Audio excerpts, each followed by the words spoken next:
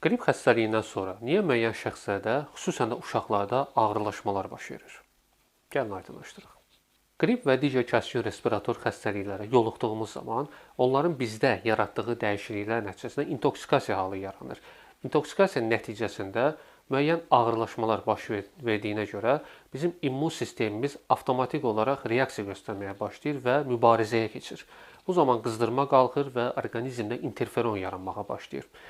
Lakin bəzi şəxslərdə immun sistem zəif olduğuna görə, xüsusən də uşaqlarda, müəyyən immun defitsit vəziyyətləri olan insanlar, şəkərli diabetdən əziyyət çəkən insanlar, sinir sistemi və ürək-damar sistemi xəstəlikləri olan bir sıra şəxslərdə isə immun sistem nisbətən daha həssas olur.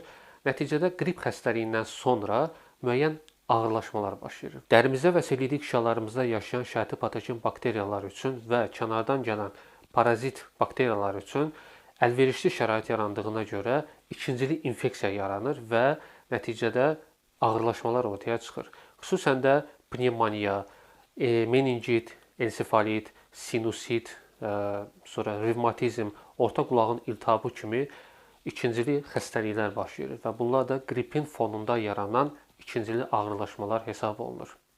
Qrip və infeksion proses haqqında ətraflı məlumat almaq istəyirsinizsə, Dr. Nemo YouTube kanalında qrip virusu nə qədər tanıyırıq adlı videonu izləyə bilərsiniz.